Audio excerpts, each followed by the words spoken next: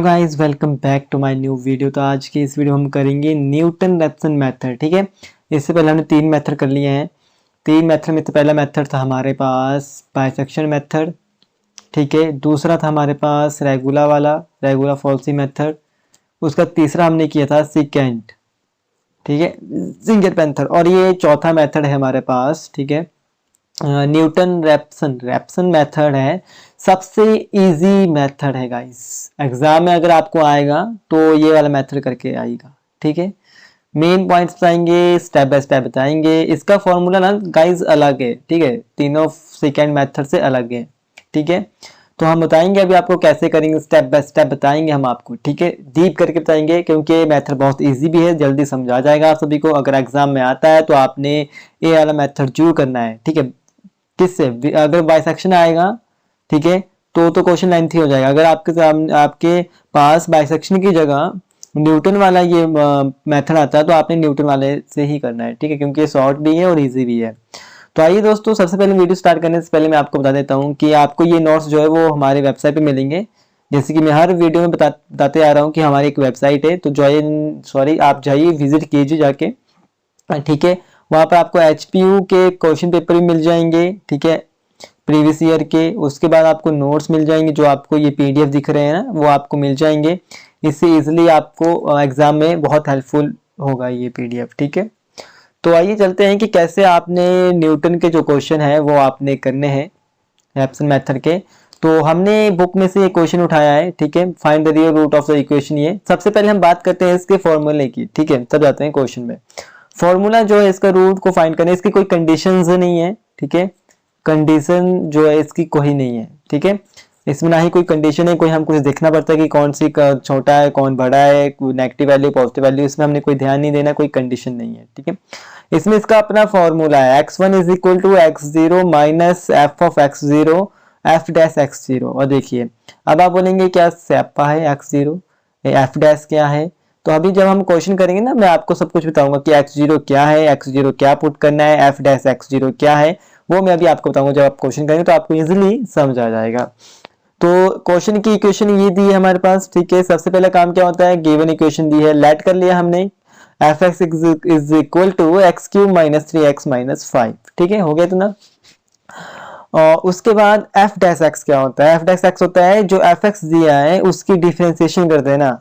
X cube minus 3x minus 5 की जब हम डिफरेंशिएशन करेंगे तो वो एफ डैश एक्स बन जाएगा, इज इक्वल टू, जब हमने इसकी डिफरेंशिएशन की, एक्स क्यूब की डिफरेंशिएशन होती है 3x स्क्वायर, और 3x एक्स जो है कांस्टेंट है तो 1 आएगा, तो माइनस 3, ये 0 है, माइनस 5 है, कांस्टेंट है तो 0 हो जाएगा। ठीक है, ये आया हमारे पास एफ डैश एक्स की वैल्यू। लगे पता। अब जैसे कि अगर आपने मेरी पिछली वीडियोस देखी होगी तो पहले हम 0 पुट करते हैं, फिर 1 पुट करते हैं, 2 पुट करते हैं, 3 पुट करते हैं, तो हम देखते हैं कहां पर अपोजिट साइन आते हैं। जब हमने 0 पुट किया फिर माइनस 5 आया, 1 पुट किया फिर 7 माइनस 7 आया, नेगेटिव में आई, 2 पुट किया फिर नेगेटिव में आई। जब हमने 3 पुट किया तो वैल्यू 39 पॉजिटिव में आई ना, ये नेगेटिव में थी, ये पॉजिटिव में थी। जहां पर अपोजिट आ जाएंगे वहां पर हमने रुक जाना है, वहीं पर हमारे इंटरवल लिए जाएंगे। ठीक है, तो हमारे पास ये 2 एफ ऑफ 2 की जगह हमारे पास माइनस 3 में वैल्यू आई थी जब हमने एफ ऑफ 2 पुट किया, और जब हम 3 पुट किया तो हमारे पास 13 वैल्यू आई। अब देखिए, मेन पॉइंट देखिए कि हमने x0 क्या लेना है, जो हमने क्वेश्चन में फॉर्मूले में किया ना अभी x0, मैं अभी आपको बताता हूँ। ये देखिए, हमने x0 लिखा ना, यहाँ पे x0 क्या करना है, क्या पुट करनी है इसकी जगह वैल्यू। अब आपने देखनी है, जो जब हमने पॉजिटिव और नेगेटिव अपोजिट साइन आ गए ना, अब हमने एफ ऑफ 2 में जब हमने वैल्यू पुट की तो माइनस 3 आया था। ठीक है, माइनस 3 आया था। ठीक है, और जब हमने एफ ऑफ 3 पुट किया तो 13 आया था। अब आपने क्या देखना है, नंबर लाइन पता है ना आपको, नंबर लाइन ऐसे होती है, ये 0 1 2 3। ठीक है, यहाँ पर -1 -2 -3। ठीक है, जितनी वैल्यू यहाँ पर दी होगी। अब देखना है आपने कि 0 के नजदीक कौन सी टर्म है, कौन सा नंबर जो 0 के नजदीक है। अब देखिए 13 तो बहुत दूर होगा ना, 1 2 3 4, 13 बहुत दूर है, और -3 यहाँ पर है। अब देखिए 0 के नजदीक -3 है या -30 प्लस का 13 है, माइनस का 3 0 के नजदीक है ना, क्योंकि माइनस का 3 यहाँ पर है, 0 यहाँ पर है, 0 यहाँ पर है, तो 13 कहाँ पर जाएगा, अभी 4 आएगा, 5 आएगा, 6 आएगा, 8 आएगा, 9 आएगा, 10 आएगा, 11 आएगा, 12 आएगा, 13, यहाँ पर जाकर 13 आएगा। ठीक है, तो 0 के नजदीक देखना है आपने कि 0 के नजदीक जो वैल्यू होगी उसको आपने x0 ले लेना है। अब x0 आपने ये टर्म नहीं लेनी है। अब देखिए x0 0 के नजदीक कौन सी टर्म है, -3 है, तो -3 क्या पुट किया था, जो -3 आया था, तो f ऑफ 2 हमने पुट किया था, तो x0 की वैल्यू क्या आएगी, 2। ठीक है, इन केस फॉर एग्जांपल हमने f ऑफ 3 पुट किया और वैल्यू हमारे पास -8। ठीक है, वही हमने f ऑफ 4 जब पुट किया तो हमारे पास वैल्यू आई 2। ठीक है, अब हमने क्या करना है, नंबर सिस्टम में देखना है। ठीक है, ये 0 आ गया, ये 1 आ गया, ये 2 आ गया, ये -1 -2 सो ऑन अप टू -8। ठीक है, अब आपने देखना है कि 0 के नजदीक कौन सी टर्म है। अब देखिए -8 यहाँ पर है, ठीक है, और 2 यहाँ पर है, तो नजदीक कौन से 0 के, तो 0 के नजदीक 2 हुई ना, डिस्टेंस में देखिए 0 के नजदीक 2 है ना, तो 2 जो है वो 0 के नजदीक है। अब 2 क्या सॉल्व करने पे आया था, कौन सी वैल्यू पुट करने पे आया था, 4, तो x0 की वैल्यू क्या हो जाएगी, 4। ठीक है, तो यही हमने नंबर सिस्टम पे हमने ये देखा नंबर लाइन पे कि कौन 0 के नजदीक है, जो नियर 0 के नजदीक होगा उसको हमने x0 ले लेना है। समझा की बात। अगर इधर कोई कंफ्यूजन है अभी भी तो आप कमेंट कर सकते हैं गाइस, मुझसे पूछ सकते हैं। ठीक है, टेलीग्राम में भी। ठीक है, उसके बाद हमने करना है, तो हमने so real root of given equation lies between, कहां पर लाइज किया, 2 and 3, 2 and 3, ये तो आपको पता है। अब चलिए इटरेशन 1। ठीक है, इटरेशन 1 चलिए, आपको पता है आपको क्या चाहिए, x0 चाहिए था, x0 चाहिए था, 2 आ गई, f dash x0, f dash x0 मतलब क्या है, जो हमने f डैश यहाँ पर वैल्यू निकाली थी ना, अब f डैश x की जगह क्या करना है, पुट x0 है। ठीक है, x0 जो है, तो x0 की वैल्यू कितनी, 2, तो f डैश 2। ठीक है, तो यहाँ पर x की जगह 2 वैल्यू पुट कर देनी है आपने, ये देखिए मैंने यहाँ पुट की है, कैलकुलेशन करनी 9, तो f डैश x0 की वैल्यू कितनी आएगी, 9 आ गई। रही वही बात, f x0 की वैल्यू पुट करनी है, f ऑफ 2 की वैल्यू पुट करनी है इस वाले इक्वेशन पे। जब आप इस वाले इक्वेशन में पुट करेंगे तो ये आ जाएगी वैल्यू -3। फॉर्मूला अप्लाई किया, ये फॉर्मूला है इसका, न्यूटन वाला मेथड का फॉर्मूला है। उसके बाद वैल्यू पुट की, 2x0 कितना था, 2 था, 2 वैल्यू पुट की, माइनस लगाया, -3/9, -3 कैसे आया, क्योंकि f ऑफ x0 की वैल्यू -3 थी, नो। ठीक है, माइनस माइनस प्लस हो गया, पहले इन दोनों को डिवाइड करना है, फिर उसके साथ प्लस करना है। ठीक है, पहले इन दोनों को डिवाइड करना है, फिर इसके साथ प्लस करना है, प्लस करने के बाद जब पूरा सोल्यूशन है तो ये आंसर आया। ठीक है, x1 आ गया हमारे पास। ये यहाँ पर इटरेशन 1 खत्म हो गई, बस इतनी सी इटरेशन है, ज्यादा कैलकुलेशन भी नहीं गाइस इसमें, बहुत सिंपल है, बस अच्छे से समझना। ठीक है, कहीं अगर डाउट्स रह जाएंगे तो बता देना। ठीक है, कमेंट के जरिए हम क्लियर कर देंगे या जैसे भी रहेगा। इटरेशन 2 है। ठीक है, इटरेशन 2 का फॉर्मूला अब क्या बनेगा, हर इटरेशन में अलग अलग फॉर्मूला बनेगा। अब देखिए इटरेशन 2 में x2 निकलता है इज इक्वल टू जो आपने पहले इटरेशन निकाली थी ना x1, बस यहाँ पर x0 की जगह x1 लिख देना है, x1 f of x1 f dash x1। ठीक है, अब आप इसको रफली इस क्वेश्चन में भी आप f ऑफ x1 की वैल्यू निकाल सकते हैं। x1 की वैल्यू क्या थी, ये x1 की वैल्यू गाइस, ये लेनी है अब x1 की वैल्यू। ठीक है, x1 की वैल्यू पुट की हमने इक्वेशन में, ये देखिए स्टेप बाय स्टेप मैंने आपको कैलकुलेशन करके बताई है, तो f x1 की वैल्यू आ गई 0.7033। ठीक, इसी तरह से f डैश x1 की वैल्यू निकालनी है, जो इक्वेशन जो हमारा सबसे ऊपर ना f डैश x की वैल्यू थी 3x² - 3। ठीक है, यहाँ पर हमने वैल्यू पुट की, इसका सोल्यूशन निकाल दिया, फॉर्मूले में अप्लाई कर दिया। x1 कितनी वैल्यू थी, 2.3333 माइनस f ऑफ x1 की वैल्यू कितनी है, 0.7033 और f डैश x की वैल्यू कितनी है, 13.339। जब हमने इसको सॉल्व किया, ठीक है, माइनस कर दिया और x2 की वैल्यू ये आ गई। अब जो अगला इटरेशन यहीं पर खत्म होगी, जब x2 की वैल्यू आ जाएगी ना, इटरेशन की रूट की वैल्यू आ जाएगी, तो वहीं पर इटरेशन खत्म हो जाएगी।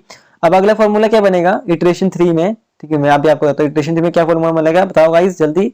x3 जो पहले इटरेशन निकाली होगी वो आपने लिख देना है, x2 minus f of x2 upon f dash x2। ठीक है, यही हमने लिखा होगा, देखिए ये देखिए गाइस, इटरेशन 3 में जो इसका फॉर्मूला है x3 का is equal to x2 minus f of x2 f dash x2। अब देखिए, अब मैंने फॉर्मूला सीधा इसमें ही अप्लाई कर दिया है, सारी वैल्यू मैंने इस तरह पुट कर दी है। हमने x2 की वैल्यू लिख दी, माइनस का साइन लगाया। ठीक है, अब f ऑफ x2 की वैल्यू हमने पुट कर दी, जो हमारे पास इक्वेशन दी थी स्टार्टिंग में। ठीक है, वहां पर पुट कर दी। उसके बाद नीचे f डैश x की जो इक्वेशन थी ये थी 3x² - 3, यहाँ पर हमने वैल्यू पुट कर दी। कैलकुलेशन करनी है दोस्तों कैलकुलेटर के साथ, और आंसर x3 की वैल्यू ये आ जाएगी।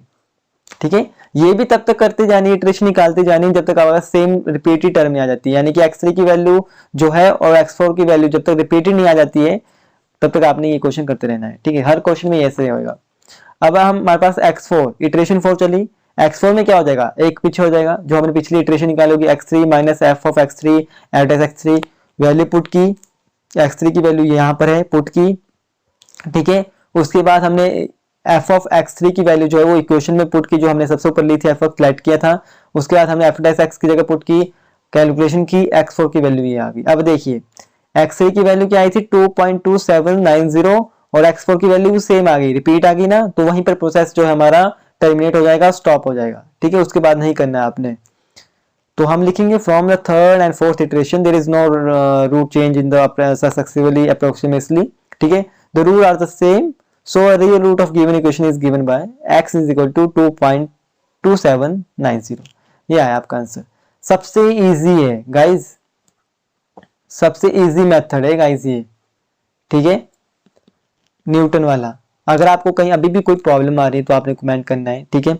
और बाकी आपको ये नोट्स वेबसाइट पे मिल जाएंगे। बाकी इसका फॉर्मूला ये है, बस यहाँ पर आपको मेन बात क्या रखनी है सबसे पहले कि यहाँ पर जीरो जो है, मैं आपको बताता हूँ, जीरो जो है x0 जो है वो क्या लेना है, नंबर सिस्टम के ऊपर, नंबर लाइन के सिस्टम में जाना है। जो जीरो के नजदीक सबसे बड़ी टर्म होगी उसको आपने वैल्यू ले लेनी है जो भी होगी, ठीक है।